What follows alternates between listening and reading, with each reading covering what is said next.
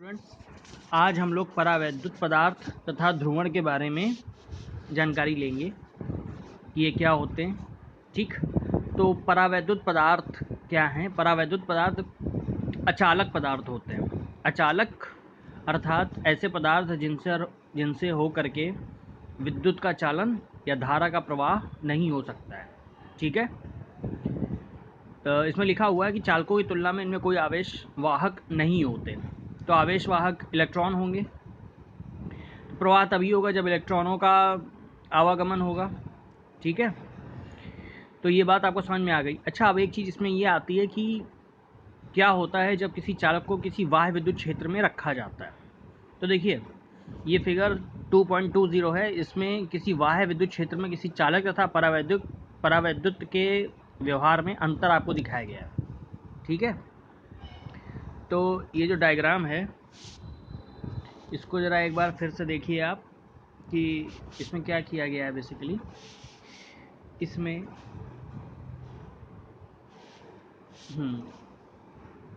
ये जैसे कि कोई ये बाह्य विद्युत क्षेत्र है ई नॉट। ठीक है, बाह्य विद्युत क्षेत्र ई नॉट है, जैसे इसमें लगा हुआ है ई नॉट बाह्य विद्युत क्षेत्र है।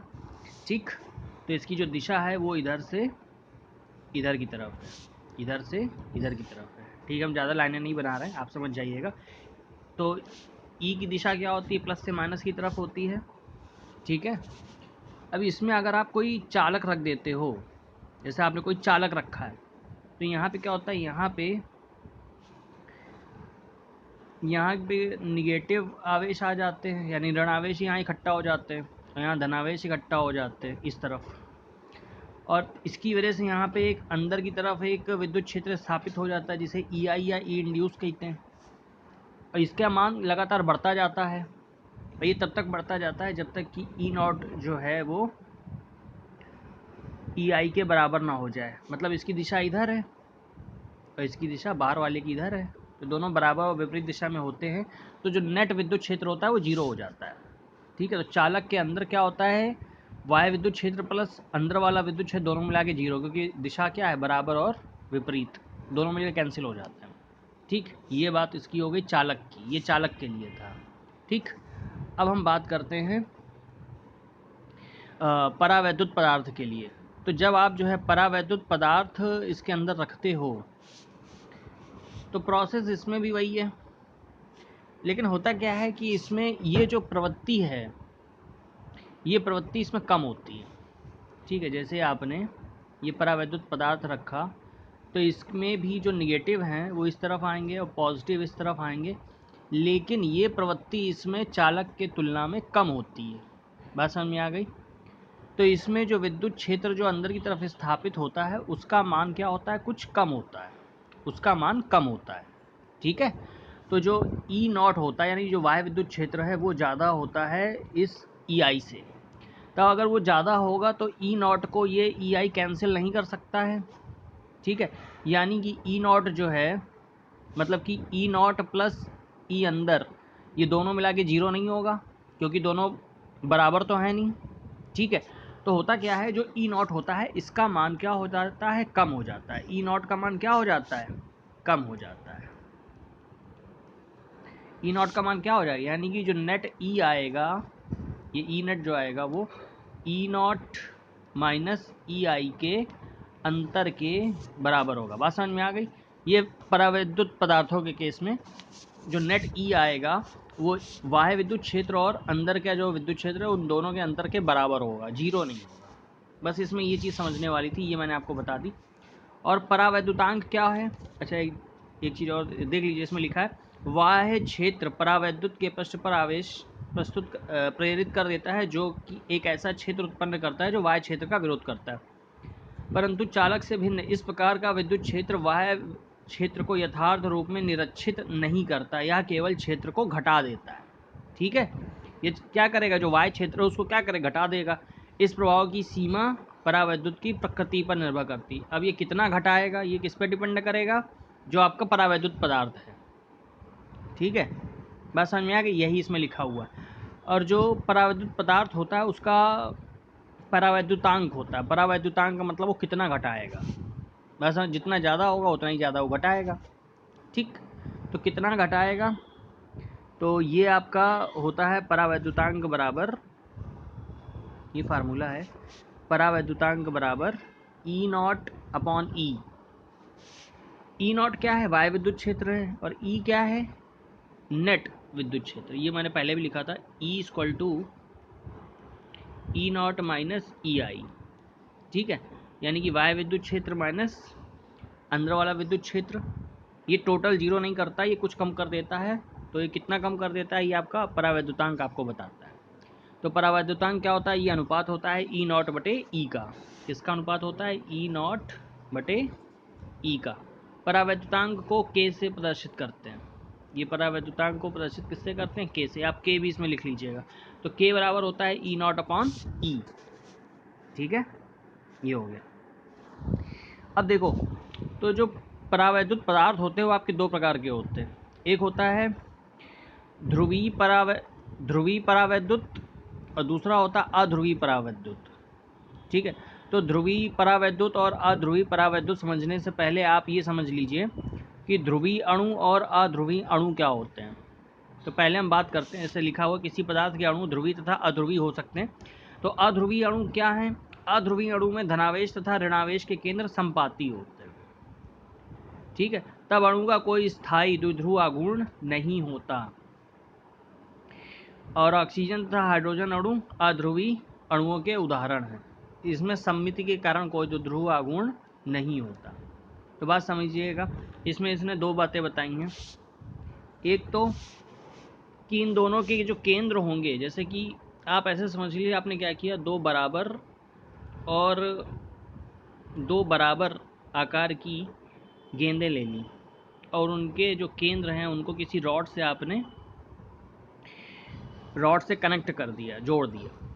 अब अगर आप इसको इधर की तरफ घुमा के देखोगे तो ये आपको, अगर इस तरफ से देखोगे, मतलब अगर आप इसको देखो इधर से दिखोगे तो आपको एक ही बॉल दिखाई देगी। मतलब अगर आप जैसे आपने ऐसे किया इसको और आप इसको इधर से देखोगे तो आपको एक ही बॉल दिखाई देगी, क्योंकि दोनों के केंद्र जुड़े होंगे, दोनों बॉल जो गेंद हैं दोनों के आकार समान है।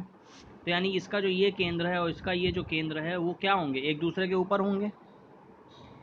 अगर आप इन दोनों को एक इस तरफ से देखोगे तो दोनों आपको सिर्फ एक ही बॉल दिखाई देगी। इसका मतलब क्या, उन दोनों के जो केंद्र हैं वो क्या है, संपाती। उनके केंद्र क्या है, संपाती। पहली बात, केंद्र क्या होंगे, संपाती होंगे। संपाती का मतलब एक के ऊपर एक होंगे। और दूसरा, ये सममिति का प्रदर्शन करेगी। ठीक है, सममिति का मतलब क्या है, सममिति का ये मतलब है कि आप जो है मतलब वही एक के ऊपर एक ही आ जाए, बराबर भागों में विभक्त हो जाना। ठीक है, ये सममिति होता है।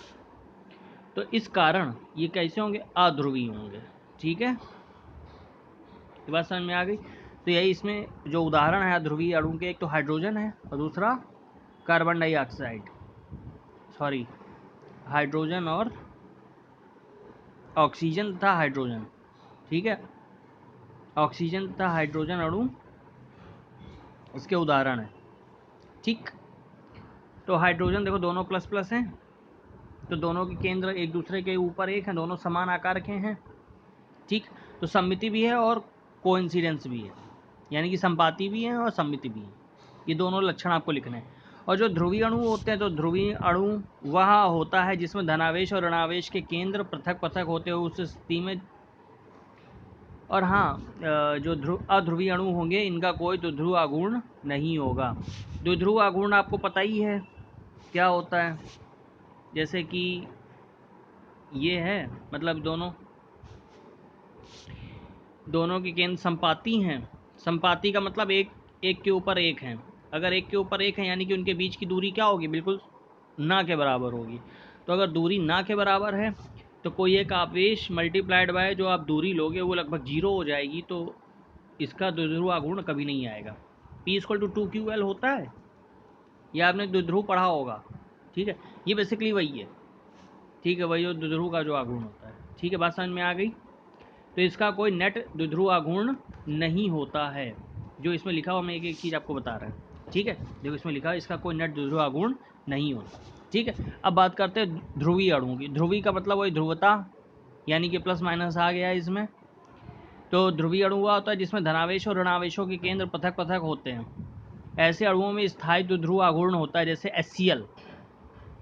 जैसे HCl तो H का अणु मान लो आप ऐसा, H छोटा होगा कुछ, ये H, और Cl का अणु कुछ बड़ा होगा, माइनस वाला। ठीक है, तो अब आप अगर इसको इस इधर से देखोगे या इधर से ना देखो, इधर से देखिए, तो आपको इसमें दो बॉल दिखाई देंगी, क्योंकि ये वाली बड़ी है और ये वाली छोटी, तो आपको दोनों दिखाई देंगी। यानी कि इसमें सममिति नहीं होगी, ये संपाती भी नहीं होंगे, दोनों के केंद्र आपस में संपाती नहीं, क्योंकि आपको दो दो दिखाई दे रही हैं, देखो इसमें। ठीक है, तो इसमें ध्रुवता होगी, ध्रुवता का मतलब प्लस माइनस होगा। ठीक है, तो HCl जैसा आयनीय अणु अथवा H2O जल, ये क्या है आपके ध्रुवीय अणु। मतलब जैसे HCl ले लो या H2O ले लो, ये सब क्या है आपके ध्रुवीय हैं। एक प्लस एक माइनस है, तो इनके बीच की एक डिस्टेंस है 2L। तो इसका ध्रुवीय आघूर्ण क्या हो जाएगा, P बराबर 2QL। कोई एक आवेश ले लो और ये 2L ले लो, दोनों पे एक में प्लस है एक में माइनस है, तो एक यही आपने द्विध्रुव पढ़ा था, ये द्विध्रुव बना रहा तो इनका एक आघूर्ण होगा। ठीक है, तो इसका एक आघूर्ण होता है और इसमें सममिति नहीं होती, इनके केंद्र संपाती नहीं होते। ठीक है, बात समझ में आ गई। तो नॉर्मल इसमें देखो, किसी वाह्य क्षेत्र में अध्रुवीय अणुओं के धनावेश ऋणावेश विपरीत दिशाओं में विस्थापित हो जाते हैं। ये सब चीज़ें हम पहले डिस्कस कर चुके हैं। यह विस्थापन तब रुकता है जब अणुओं के अवयवी आवेशों के बाह्य बल प्रत्यानयन बल अणुओं में आंतरिक क्षेत्रों के द्वारा संतुलित हो जाता है। अध्रुवीय अणु एक प्रेरित द्विध्रुव आघूर्ण विकसित कर लेता है। उस स्थिति में परावैद्युत को बाह्य क्षेत्र द्वारा ध्रुवित कहा जाता है। तो जैसे ये है, तो इसमें देखिए इसमें क्या हो रहा है, ये जैसे परावैद्युत पदार्थ है, तो इसके जो अणु हैं एक तरफ, ये देखिए इधर माइनस इकट्ठा हो गए, इधर प्लस इकट्ठा हो गए, तो इसको हम क्या कहेंगे कि परावैद्युत पदार्थ क्या हो गया, ध्रुवित हो गया। बात समझिए, इसी को हम बोलेंगे परावैद्युत पदार्थ क्या हो गया, ध्रुवित हो गया। यानी कि विद्युत क्षेत्र की दिशा में ये लोग क्या हो गए, ध्रुवित हो गए। अच्छा, जहाँ पे निगेटिव चार्ज आया है तो माइनस सिग्मा P हो गया, P फॉर पोलराइजेशन यानी कि ध्रुवण, और जहाँ पॉजिटिव है वहाँ पे प्लस सिग्मा P हो गया। ठीक है, ये चीज़ क्लियर हो गई होगी।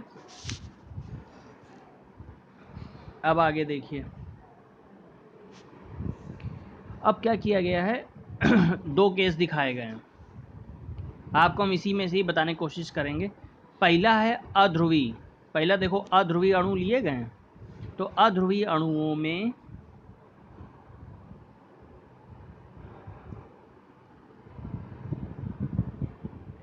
ठीक है, पहला क्या है, अध्रुवीय अणु लिए गए हैं। तो अध्रुवीय अणुओं में उनके जो केंद्र थे क्या थे, संपाती थे। संपाती का मतलब एक के ऊपर एक थे, ये संपाती हैं, समझिएगा। ये क्या है, संपाती, एक के ऊपर एक है। तो प्रारंभ में जब कोई विद्युत क्षेत्र नहीं है तो वो अणु क्या है, एक दूसरे के ऊपर संपाती हैं। जब बाह्य क्षेत्र, मैंने लिख दिया जब बाह्य क्षेत्र नहीं है। ठीक है, नीचे देखिए लिखा हुआ है, किसी बाह्य विद्युत क्षेत्र में कोई परावैद्युत किस प्रकार एक नेट द्विध्रुव आघूर्ण विकसित करता है। ठीक है, तो जब बाह्य क्षेत्र नहीं, तो अपनी नॉर्मल अवस्था में, सामान्य अवस्था में इनके केंद्र देखिए एक दूसरे के ऊपर एक है, प्लस माइनस एक दूसरे के ऊपर संपाती हैं। ठीक है लेकिन जब जो है इसको एक बाह्य विद्युत क्षेत्र में रख दिया गया, देखिए यहाँ पे बाह्य विद्युत क्षेत्र लगा दिया गया है, तो उसमें क्या हुआ, इनका आकार कुछ ऐसा हो गया। ठीक है, ये माइनस प्लस, अब ये गोल थे, एक दूसरे के ऊपर एक थे। अब ये क्या हुआ, ध्रुवण के कारण माइनस इधर की तरफ प्लस है, भाई इसकी दिशा इधर है तो इधर प्लस होगा और इधर माइनस होगा। तो ये क्या हुआ, माइनस वाले इधर की तरफ और प्लस वाले इधर की तरफ चले गए। तो ये देखो, तो इधर अंदर की तरफ क्या होगा, ये एक EI इंड्यूस्ड, एक इलेक्ट्रिक फील्ड अंदर की तरफ स्थापित हो गई। ठीक है, तो क्या हुआ, ये ध्रुवण हुआ। ध्रुवण का मतलब जो है, ये पॉजिटिव साइड की तरफ चले गए, वो उधर निगेटिव साइड की तरफ चले गए, तो यही ध्रुवण होता है। पहले सामान्य अवस्था में वो कहीं इधर उधर नहीं जा रहे थे, लेकिन जब विद्युत क्षेत्र लगाया गया तो वो प्लस की तरफ और वो माइनस की तरफ, जो पॉजिटिव चार्ज थे वो माइनस की दिशा में चले गए और जो निगेटिव चार्ज थे वो पॉजिटिव, जहाँ पे विद्युत क्षेत्र था वहाँ चले गए। और ई आई का मान जो होता है वो ई नॉट से कम होता है। तो ये क्या करता है, ई नॉट को कम कर देता है, रिड्यूस कर देता है, तो इससे ई नेट आ जाता है। ठीक है, तो वही चीज़ है। अब ये देखो, अब दूसरा वाला देख लो, बस इसमें अंतर यही समझ लो, जो ध्रुवीय अणु है, ध्रुवीय अणु का मतलब उसमें प्लस माइनस साफ दिखाई देंगे। तो देखो इसमें ये प्लस माइनस है, ये माइनस, ये प्लस, इनके बीच में देखो एक सेपरेशन है, देखो इधर देखो थोड़ा सा बीच में गैप दिख रहा है, ये देखो इतना बड़ा गैप है उस, और जो ऊपर जो था, ऊपर आपको गैप कम दिखेगा। तो इसी से आप समझ सकते हो कि ये क्या है, ये ध्रुवीय अणु है। ठीक है, प्लस माइनस इनके बीच में देखो गैप आपको दिख रहा है। ठीक है, इसी से पहचान है। तो जब आपने वाई क्षेत्र लगा दिया तो देखो ये सब के सब माइनस देखो सब एक तरफ हो गए, क्योंकि यहाँ पे क्या है, यहाँ पे प्लस है, यहाँ माइनस, और प्लस वाले एक तरफ हो गए। तो ये ध्रुवीय अणु है, ये भी क्या हो गया, ये भी ध्रुवित हो गया। बात समझ में आ गई। अब देखो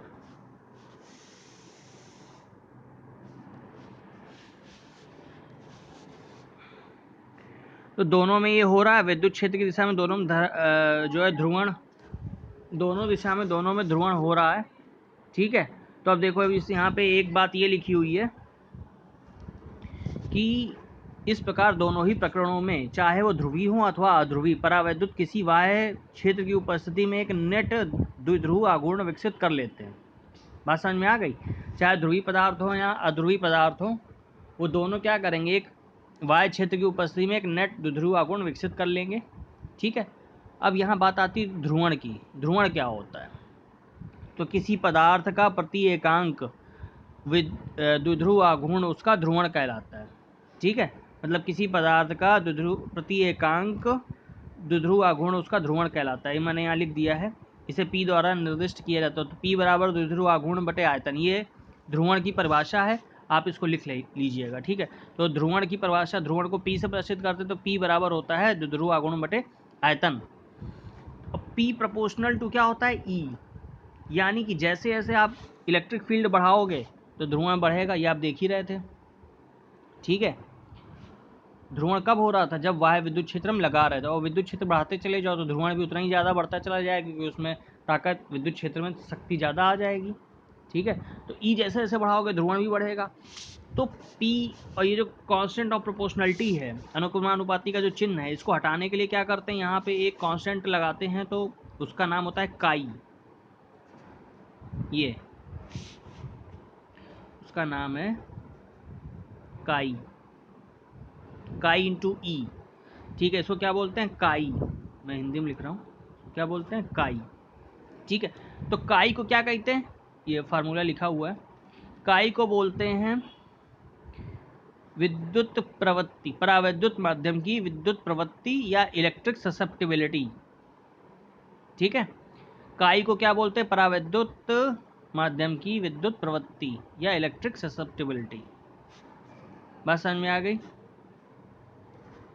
ये यहाँ तक था।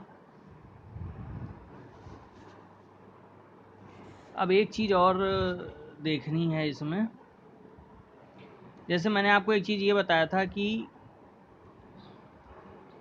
अगर जो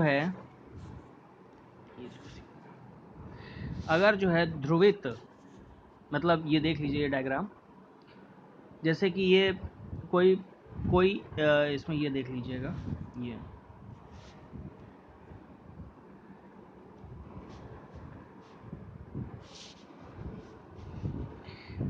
कोई एक समान ध्रुवित परावैद्युत पृष्ठीय आवेश घनत्व के समान होता है, परंतु किसी आयतनीय आवेश के घनत्व के नहीं। इसको सिंपल भाषा में समझ लीजिए, वाय क्षेत्र में कोई परावैद्युत पदार्थ रखा हुआ है। ठीक है, तो उसका जो निगेटिव, जो उसके निगेटिव हैं,